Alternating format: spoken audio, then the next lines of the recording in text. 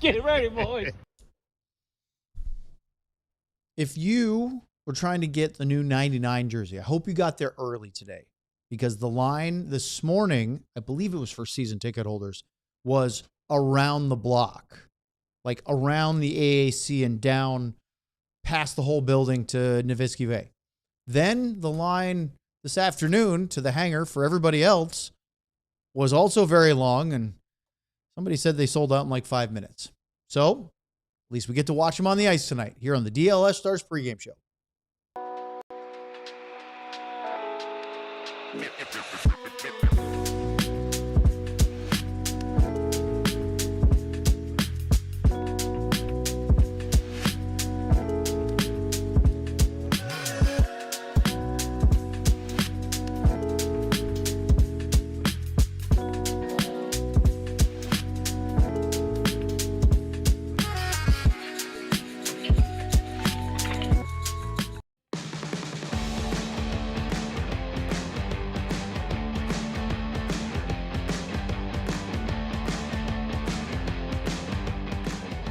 Hey, everybody, this is the DLLS Stars Pregame Show live from the podcast studio. We haven't been in here for a pregame show in who knows how long, but that's okay.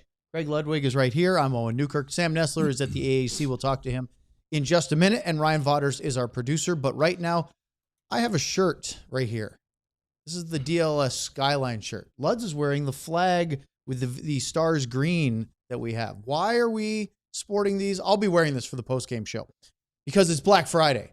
And, of course, going through Cyber Monday. Huge savings on all DLLS merchandise. Get what you're looking for the holidays. What a great time to buy. And everybody, this is not Die Hard only anymore. This is everybody. 30% off. Some stuff is 75% off, maybe even up to 90% off. Check it out, alldlls.com. Click on merch. Get what you need at the best deals. And let me tell you something. We were informed by our boss, GM Ben, the troll that is GM Ben, that the Finnish Mafia t-shirt is no longer DLS's top selling shirt. They unveiled a new cowboy shirt the other day, and it has now surpassed our Finnish Mafia in sales. You know, Luds, there's nothing like a little Cowboys optimism after a Thanksgiving Day win. Well, what'd they win? 2 games in a row now? There you go. Yeah.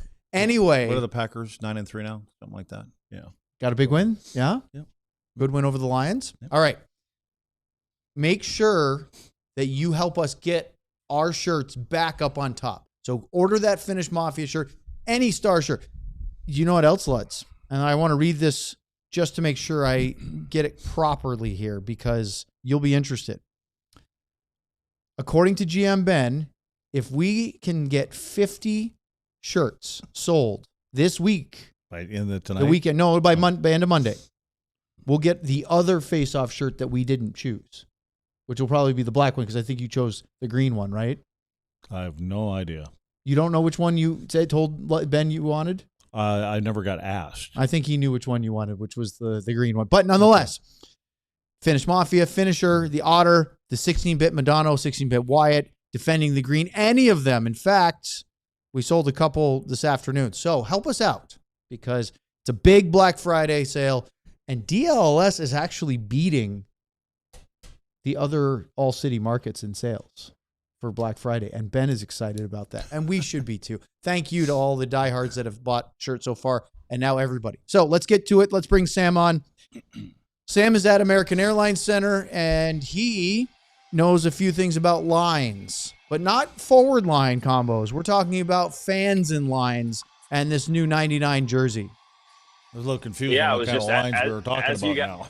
Not those as lines. you guys were talking there, they were playing behind me on the big board the video of Pantera telling the story of how they got the song to their friend Craig, who I think is that guy sitting to your right, Owen Newkirk, right before the overtime to eliminate the St. Louis Blues. Funny seeing Lud's jersey up there in the basement, telling stories about how they used to want it. Luds told him, according to them, Luds told him with not very much time that they were looking for a new song before they went out on the ice. So just cool to see that as I'm looking at you guys starting the show here. But the whole 99 thing is really cool. Like the jersey coming out was cool. Hearing some of the stories, the Brett Hull standing in the crease, all that kind of stuff. Seeing the lines this morning, I got here 45, 50 minutes before morning skate, and the line was already way around the corner. They didn't open it up until I think after 10:15. And that when I left later, still huge lines, even more people pouring in. Parking garage was packed. Started to see some fans trickling out with it. Lots of fans calling out that they love DLS. So a lot of cool stuff going on at the rink. A lot of people that have wanted this jersey for the whatever 2-3 days since it's been out. They waited in line, and then they waited in line again if they didn't get it originally with the season ticket holders. Today, the huge line around the corner as I got here. But the cool part this morning was seeing the coaches wearing the new logo on their zip ups. The players' nameplates on their lockers had a bunch of new looks, style, said nothing else matters underneath each name. The whole room looks totally different. So really cool to see that. Glenn Gulletson said he's really excited to see the jersey on the team tonight. Jake Oettinger was the other cool part of this morning. He's going to start tonight, and seeing him in his pads, which are a tribute to Ed Belfour. He has the kind of semicircles that Belfour had on his pads. And then right here, the new mask, called it the Screaming Otter as a tribute to Ed Belfour's Screaming Eagle. It's a very cool, you can see it's got almost a full eagle as the bottom with the otter up top. Very, very cool. It's really unique to Jake. It's not one of his matte kind of, not plain, but he always has the matte finish where it's a little less popping. This one is shiny and green, and it pops out right at you. It'll look really cool tonight with those jerseys. I'm excited for it. And then as you see, he's got the normal nameplate on the back that he always has, the BU and the USA Hockey, and he even has a tribute, I can't tell if you can see it there, to his mom with the angel wings on the back. And this was just another brilliant job by Dave Art up in his barn over there in Winterland. So we're going to see the jerseys tonight. We're going to see the Utah Mammoth jerseys for the first time in person because they were the Utah Hockey Club last year. Now they're the Mammoth. And before we get to all of that, though, Sam, the laundry list of injuries. And you know what I realized as I was sitting in my office at home today after morning skate? Nobody asked about Adam Ernie, but they asked about everybody else. And Glenn Gulletson gave a lot of updates. I can't even remember. I honestly, every day when I go in for practice or morning skate, I have to write down. I used to not have to because you're thinking, okay, the two guys that are injured, let's ask about them. Now the list just continues to grow and grow and grow, and you're not sure. Have I asked about the guy who's been hurt for months recently? It's getting as confusing for us as it is for the fans, I'm sure. So let's go through it. Ernie is still a ways away. He was in a leg brace. He was, I think, considered to at least miss a few weeks, probably more like a month or so. So he's a ways away. Let's start with the bottom there. Nils Lundqvist skated, as we mentioned, I think it was about a week ago for the first time on his own. They really just wanted to see what his foot, I believe it was a foot injury, looked like he was in a walking boot, what his foot would feel like in a skate for the first time. And according to Glenn Gulletson this morning, it did not feel good. It was not as seamless as they thought. They thought it would feel a little better, be able to push on it a little bit more. He really wasn't able to do a whole lot. So he's still a ways away. I don't know if he's really skated since then. So unfortunately for Nils Lundqvist, the journey continues and we don't have any sort of timeline for his return. The ones that are a little bit closer, Thomas Harley is still a bit away.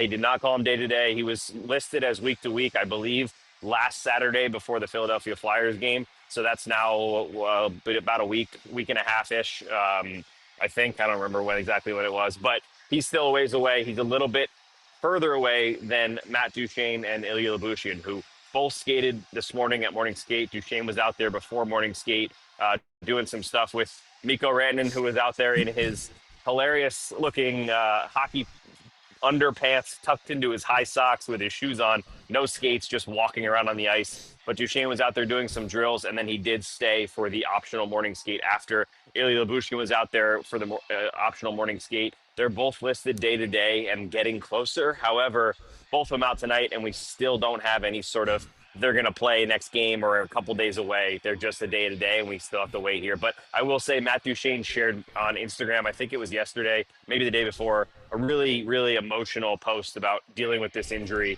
the ups and downs of everything, being away from his family on that road trip for, over a week, and then now coming back for Thanksgiving. It's been a really tough time for him, and I think as much as fans want to see him back on the ice, Matt Duchene needs to get back in this lineup for his own mental being as well. The weird thing is that after Gully spoke, he went early. It's usually on a non-optional, a mandatory morning skate. they'll wait to open the room, and then when that's done, then coach goes last. But when it's optional, he'll go right at 10:30, and the optional starts at the same time, so we kind of miss some of it. After Gully spoke, I walked right out just to see who was skating, and I got to watch Duchesne and Lyubushkin both going through the paces. Lyubushkin did a one-on-one contact battle drill with Nathan Bastian, who's not playing tonight. He's going to be a scratch, and Colin Blackwell will come back in. And after both being the guy delivering the contact and the one receiving the contact, Lyubushkin went over and talked to Dave Zeiss, their head trainer. Zeisser had him do a couple of different spin-around skate stuff, clearly showing he's feeling pretty good. And then he was given permission to join Bastian and Duchesne for the non-playing group post sort of bag skate workouts. And then watching Duchesne do that as well. So that was good news. I wouldn't be surprised if Lyubushkin played on Sunday. If not then, at least maybe an option next week. But he passed those tests. We'll see how he feels tomorrow. Duchesne looks great. I'm watching him do his stuff, Luds. Everything he does, he looks like Matt Duchesne. And so Gully has said, what, Sam, for a week now, we're just waiting for the player to give us the go-ahead. He's got to be the one to say he's ready to play. Yeah, we all believe it's a head injury. We don't know that. We've not gotten any clarification on that, but that's our belief just when looking at everything he's done. To me, it just feels like how when I had concussions and head injuries in college and things like that, it can go up and down without any sort of warning, right? You can come out, you can skate for 3 days, you can feel amazing, you're getting ready to play, you think you're going to be good, and you wake up and you have symptoms. And that's just the most frustrating part of the whole situation. So I think for him, it's not just about going out there and having a good skate, feeling good after. It's about feeling good after, feeling good 48 hours after, 72 hours after, to be able to make sure that he doesn't do what he probably already did, which is go play a game like he did against St. Louis after the original injury and maybe have a worse recovery because of it. So right now they're thinking it's game 24, I think, 25. No rush. Just let him get to the point where he feels 100% comfortable to come back and stay in the lineup. That's the key. Yeah, I don't want to speak for the medical team or the coaches because they've been very careful about their language, especially Gully, sort of not. But I get the sense that he may be medically cleared. I don't know this for sure. This is just the hunch. But the way Gully's sort of tiptoed around it, that, hey, he can play, but he's a veteran guy that says he's not ready yet. And we have to respect him and make sure that he feels confident to play. That's sort of the tone that Gully says, but I may be completely wrong, so don't hold me to that. Finally, Sam, we have two things real quick. Jake Oettinger, Mason Marchment, reuniting again in Seattle, and then Thanksgiving off the charter. Yeah. So some funny stories today. It was a great day at the rink this morning. Not only is this team just went on an amazing 3-0-1 road trip, but it was also holidays, Thanksgiving. Everybody's in a good mood. Very light feeling around the rink this morning. So the team stayed over in Seattle after that game on Wednesday night, which was smart because, I mean, we finished our show at like 1 o'clock in the morning or something. So they would have gotten home probably 4 a.m. if they decided to try to fly home that Thanksgiving morning.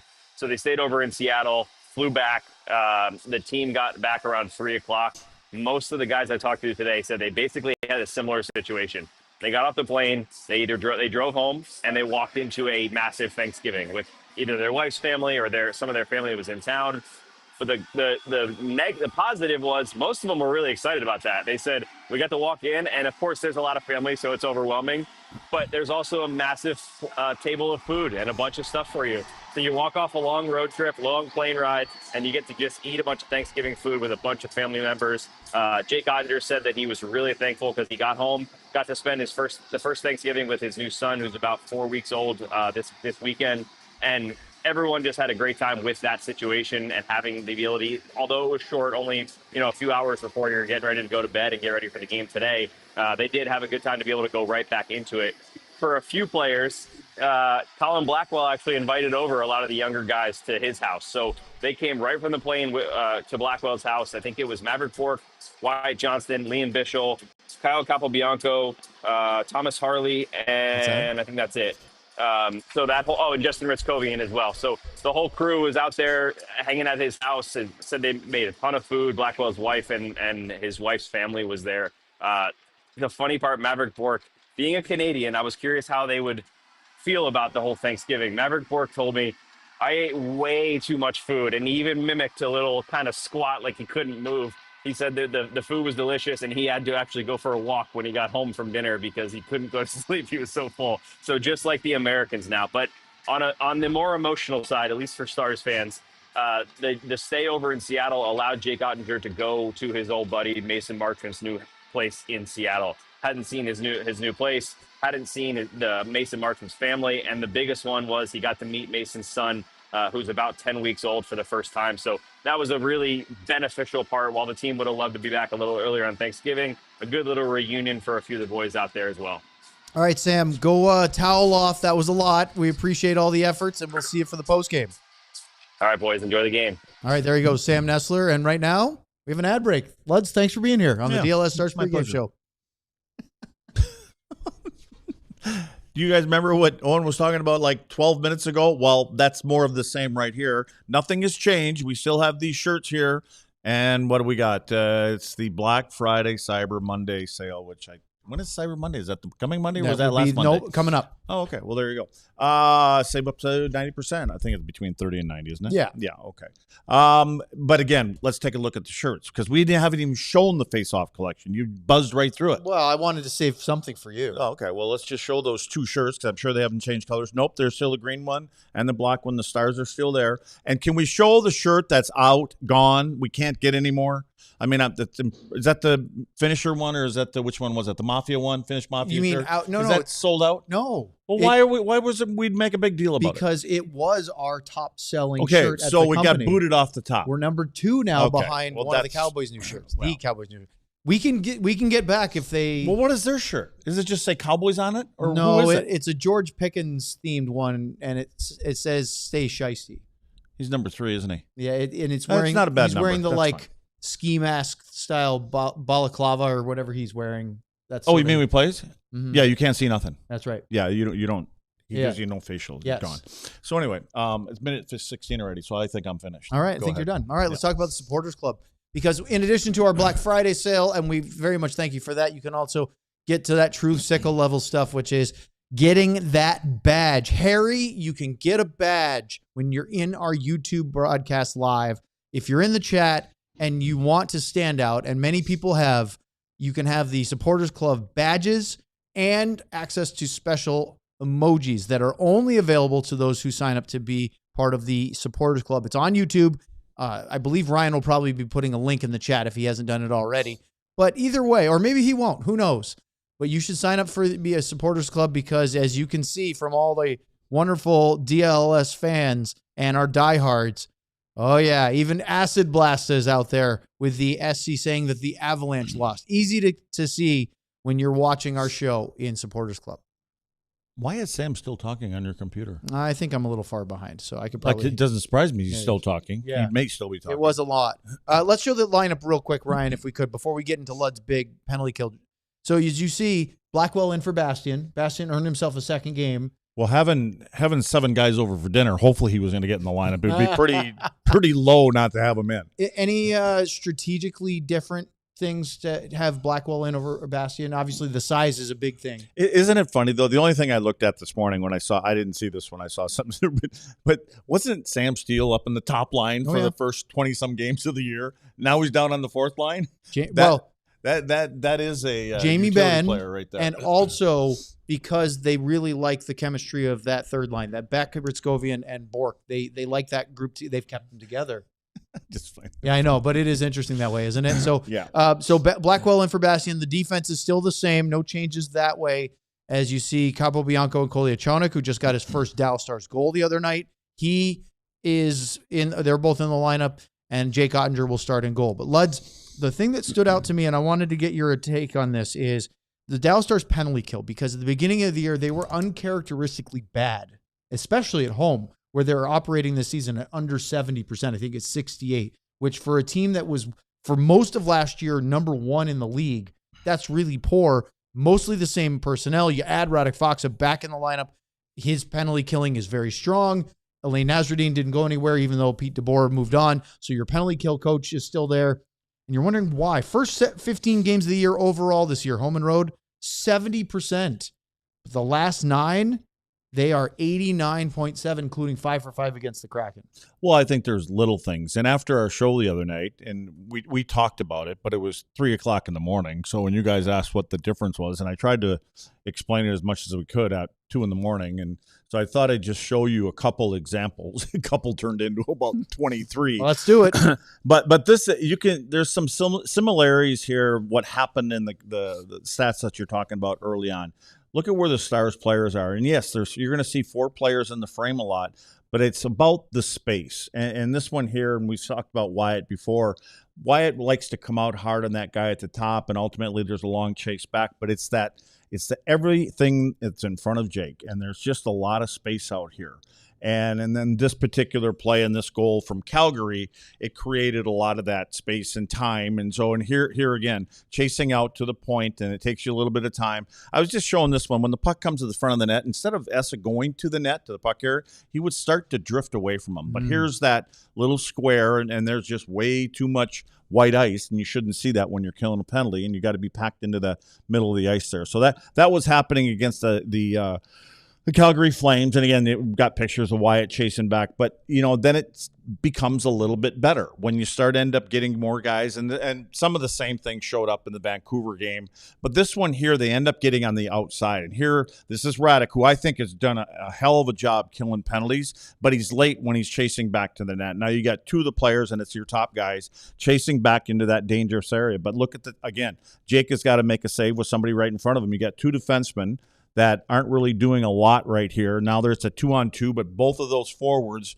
from Calgary have the good ice. And everybody, the 3 of these guys are all chasing back the net, and then they ultimately get there a little bit late, and there's a scramble in front. And what you'll see, you can see it from this angle, and you see it from the next one, but there's 3 of the guys in the white cheddar and the sweaters that are on the wrong side of the puck. And there's 3 guys that are in front of those white sweaters, and that's what Jake is looking at, is that scramble that's going on in front of him. And so it ultimately ends up being a lot of the same things that we've been talking about back and forth. Now, if we can get to what happened in the last game against Seattle, you will see a bit of a change here where they're starting to get all to the same area of the ice. Like, again, now you got numbers. When pucks go around the wall, you got to be aggressive, and they are. And so they're starting to be, but now you're starting to look at where they are. Doesn't look a lot different, but you're not seeing anybody in those areas between these 4 guys. And so this is the other thing, sticks on the ice. There's so many players, especially young penalty killers, their sticks are up in the air. You never know when a puck is going to come flying through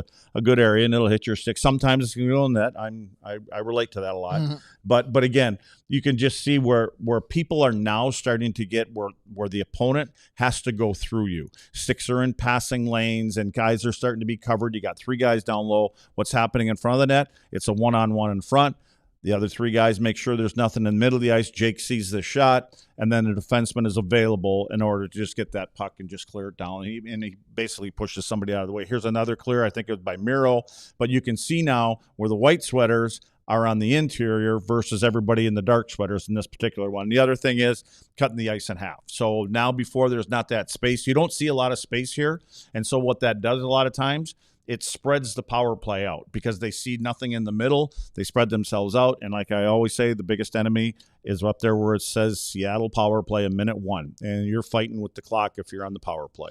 So bottom line is they're starting to get into the areas that they're supposed to be in, and they're making it more difficult for passing lanes, and they're really they're taking a lot of space away from the middle. So what keeps them on the outside, and it's a little bit easier for Jake. And I just like the way that they're starting to get into lanes, and they're starting to get in the right areas of the ice as far as defensemen, and they're on the right side of the opponent. For the Utah, I wanted to call them the Utah Kraken for a minute because we're just looking call them the Grizzly. You're looking at the Seattle Kraken right there, but Utah Mammoth lads. Utah Grizzlies. Well, yes. They still are. Yes. Sad news this morning as they came out, Andre Tourigny, their head coach, announcing that Clayton Keller's father passed away unexpectedly overnight, and that Keller still wants to play, wants to be with his teammates. Every player handles things differently. Obviously, I think if that brings him solace to play, good on him. But if a player said, my dad passed away and I can't play tonight, I don't think I'd hold it against him either. It's an incredibly sad thing, especially when it's unexpected like that. But I would imagine it's going to be a very emotional game for Utah. Yeah, I think it's always the first couple of shifts. I mean, we saw it last year in Winnipeg with Scheifele, right? Mm-hmm. In the playoffs. And I just think that, again, I don't like speaking for other sports, but I think that the hockey players when things like this happen, especially when it's your father. It's in honor of him. That you're gonna fight through it and you're gonna play, and then the rest of the team rallies around him, especially being the captain and things like that. Well, just think about the father-son relationship. I'm not going to speak for anyone in particular, but I would venture to say that a vast majority, if not all of the dads out there, if something happened to them, would want their son to play because they know that they love it. It brings them joy. And that's what especially if they're in the NHL, they were basically born to do that. Well, they're the ones that got you up at 4 o'clock in the morning, got you ready, and headed you out to the ice, and you skated before school and all that kind of stuff. And and I just think that these kind of things can go one of two ways, obviously, but I think that especially, when a player is the captain of the team, I can imagine he's had a couple conversations with the group and said, hey, the best way to honor my dad is to win this hockey game tonight. And so I think you're going to see a pretty good push from Utah tonight. All right. So speaking of Utah, their goaltending, let's take a look at their lineup real quick. Logan Cooley scored his first 4-goal game of his NHL career on Tuesday night against Vegas. Keep an eye on him and Gunther. That's a very dynamic line. They are moving in the right direction because they used to only have Clayton Keller when they were still the Arizona Coyotes and not much else. Now they have those. They added J.J. Peterka in that group. Go to the defense. You can see Sergachev is their number one. They brought in Nate Schmidt, who had won a cup with the Florida Panthers. They just got Dursey back, although Oli Mata was placed on IR, so that's not good for them. And then Vejmelka and Vanacek. Now, Vejmelka was the workhorse last year. They didn't feel they had anyone else. Connor Ingram was in the player assistance program for a while. He's since been traded to Edmonton. I've heard that there may be even the Oilers might be ready to give Ingram a shot in the net up there for the NHL club. But Vejmelka and Vanacek both have sub 900 save percentages. So I asked our buddy Petey, Steve Peters, who used to work for that organization for a really long time, and he said that neither of the goalies have been fantastic. He said Vanacek has been okay. He said Vejmelka has either been hot or cold. We've heard that before, pretty good, but then a tough one here or there. But listen to this, Luds. You'll get it. I said, is it on the goalies to play better, or is there some team defending? He goes, without question, it's team defending. They struggle to defend the blue paint. They play a hybrid man-on-man, so you will see their defensemen climb high in the zone, leaving their forwards to defend the front of the net. It has been a problem since Andre Tourigny took over. And I go, I have to read that out loud for Luds. Well, and it explains like their 5-on-5 goaltending numbers are they're 31st in the league. Yes. Right. But when they're shorthanded, they're better than Dallas is. They're like 14 or 12 or somewhere in there, because when you got 4 guys out there, you generally play a little bit tighter in the 5-on-5, especially when you play man on man. You as defensemen, you start to wander. You don't wander. You're instructed to follow that guy wherever. And so there just ends up being a lot of chaos in front of the net and people chasing back. And when you ultimately have forwards that are playing in front of your goaltender that don't normally do it, there's good areas there that are left open. Let's take a look at the goalie matchup tonight between Jake Oettinger gets the net for the Dallas Stars. By the way, if Oettinger gets one more win, he'll tie Eddie Belfour for the 3rd most wins as a Dallas Star career in the regular season. Luds, I know it's not sparkling, but Jake has gotten his save percentage up to 90%, whereas it was down in the upper 8s for a while. He has 5-1 in the month of November, strung together some pretty good games. Obviously, that Vancouver game, he really stole things. I think it's easier to live like for Jake when you're winning. You might not be playing well, but you don't have to dwell on things as much, and like that it cost you a game or cost you 3 games. I just think that you're able to buy yourself some time and get your head into the game. And we know that Oettinger is full of confidence. And so, I heard him talk about it. There's been a couple games, but for the most part, I think I played fairly well. And I agree with that. And I think we've just talked about some of them goals, little ones here and here. And I just want to say, but when you speak about Belfour and the helmet and everything that Jake's going to wear, mask, I sent that to Eddie this morning. And just sent that little thing, that there was some kind of video and stuff like that. I sent that to Eddie this morning. I still haven't heard back from Ed. I sent it to Dane, who's his son. He got back to me in 15 minutes. Okay. Bloods, it's so cool. Edward would love it. He always calls him Edward. But Edward would love this thing. And I'm thinking, well, why wouldn't Edward at least respond to me and say, hey, thanks, Luds? So haven't heard back from you, Eddie. I love it. None of that surprises me, though. Lastly, 2 things. One, Jason Robertson's 7-game goal streak and 8-game point streak was snapped in Seattle, but I wouldn't be surprised if he got back on the hopper tonight. but Miro Heiskanen will play his 500th regular season NHL game of his career tonight. He's only the second player in the 2017 draft class to hit that. Nico Hischier is the only one. Miro probably would have hit it last year if it hadn't been for that long-term injury, but 500 games for Miro from 2017 till now, that's no slouch. I would say about 475 of them has been questions about, we thought this guy was going to be a Norris Trophy guy every year. Well, this year he is. I would say right now. So his time has come. His time is here now. It doesn't seem like it's been 500 though.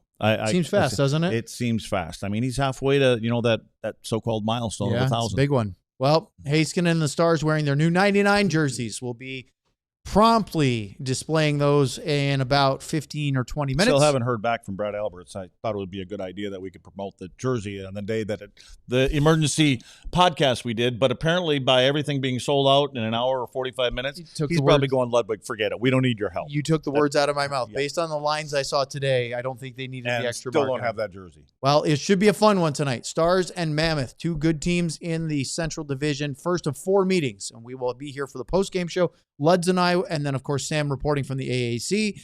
And for our producer, Ryan Vaughters, thanks for joining us. We'll see you afterwards here on DLLS. Buy those shirts. Black Friday. Get them now. I believe that they are going to crush these guys tonight. We all silly like the mayor.